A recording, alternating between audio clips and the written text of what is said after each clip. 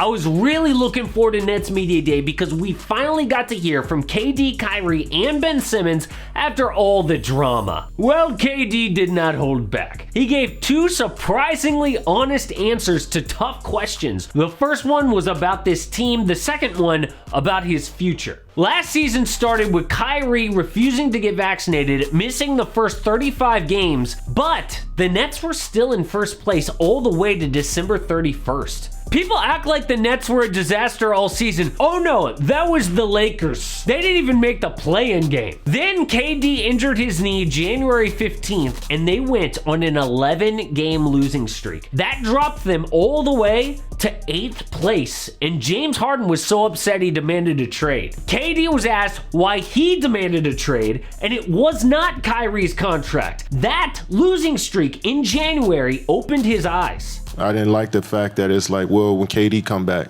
I was just like, well, I get it. I know I can affect the game so much, but like, what about these other guys that got an opportunity, maybe showcase what they can do, but also help the team in a different way? So when I come back, I can jump on their train and help them, instead of them, adapting to me again. So I just felt like that's what great teams do. Steph Curry and the Warriors, he was injured going into the playoffs.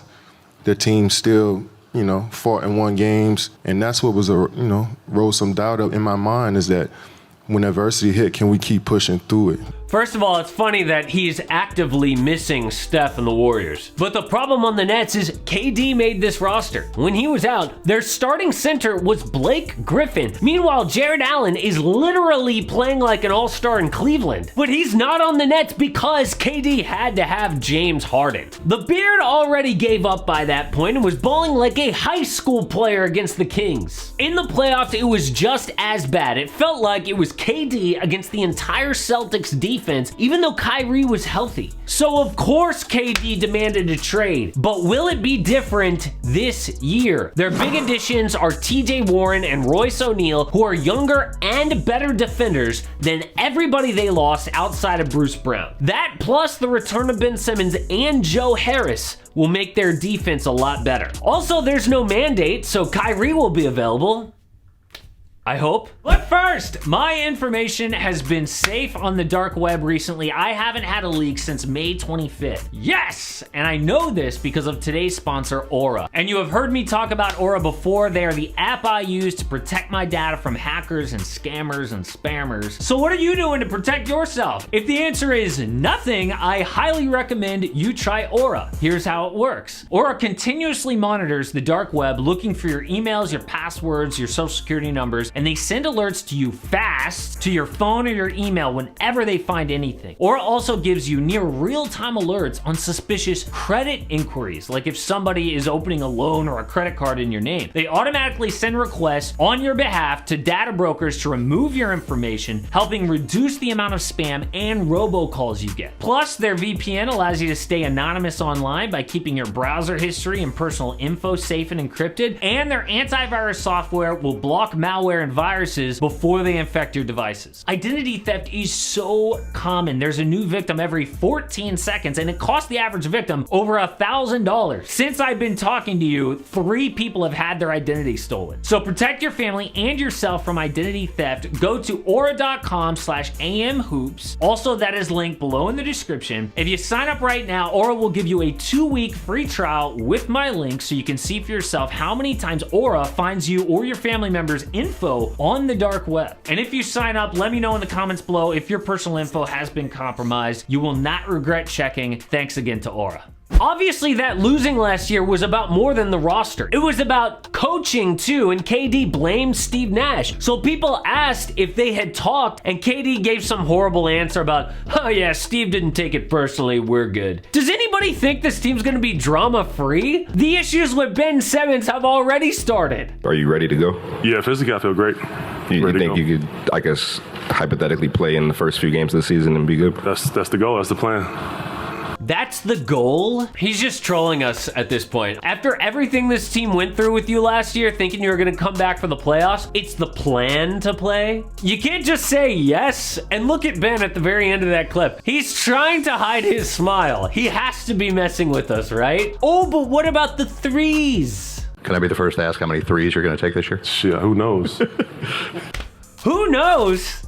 And then they're just laughing. Is this a joke to you? This is the NBA, you shoot threes. Look, this is Steve Nash's problem now, okay? Maybe Steve Nash will just quit, and that'll solve that issue. So yes, drama will come. And when it does, what's KD's move? His answer about his future was shocking. I honestly think this will be one of those clips that we keep going back to because KD revealed his mindset. Are you able today to provide assurance to Net fans that if there is adversity at some point this season, that you won't go back to management and ask for a trade again? Nets fans should know me after 3 years. The work I put in, like, we've been through a lot as a team, and I still go out there and do my job. So I don't feel like I got to prove anything to Net fans after 3 years. So if they got doubts, then I can't control that. That's on you. Come on, that's on us? How could we not have doubts? You've proven it over the last 3 years. The only thing he's proven is the ability to create chaos and that he's not committed. But you seen me, you know what I do, you know how much I care about playing, and you know how much I care about my teammates and this organization by what I've shown these last 3 years. How much he's cared about the organization? Am I crazy? I feel like Jennifer Lawrence when everyone's pretending like, oh, everything's just fine. We're all 100% for sure gonna die. Hey. Well, the handsome astronomer can come back anytime, but the yelling lady, not so much. Yeah, I'm totally committed to this team.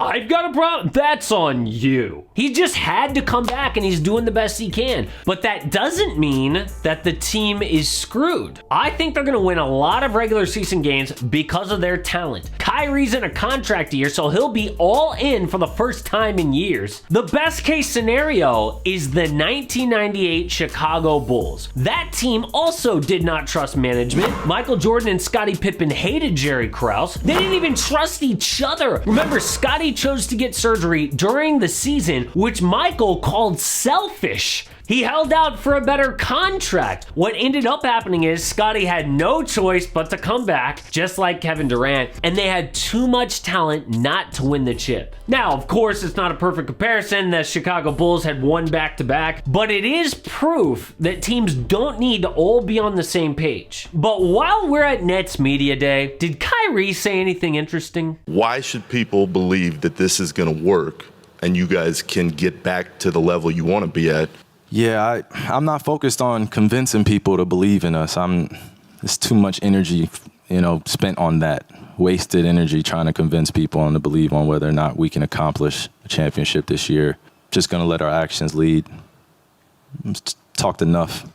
That was the best Kyrie quote in years. Talking is what gets this team in trouble. They will be so dangerous if it clicks on the court. With a fully bought in Kyrie, honestly, it's a shame that all this drama has defined Kyrie in Brooklyn, because he is one of the most talented players alive. Durant is at least top 5. Both guys are insanely efficient shooters, which makes Ben Simmons a perfect third piece. Dude's got flaws in his game, obviously, but he is a defensive player of the year type guy, elite in transition. Ben has never been on a roster like this. The fact that his best teammates do their work outside of the paint allows Ben to reach his ceiling. Their role players are Royce O'Neal and TJ Warren and Joe Harris, all really good 3-and-D wings. Seth Curry and Patty Mills knockdown shooters. Nick Claxton, an up-and-coming center. What this roster needs is to come out on fire. If the Nets win a bunch of games to start, then they get rolling. Their first 5 games are against the Pelicans at home, then the Raptors, then the Grizz without Jaren Jackson Jr.,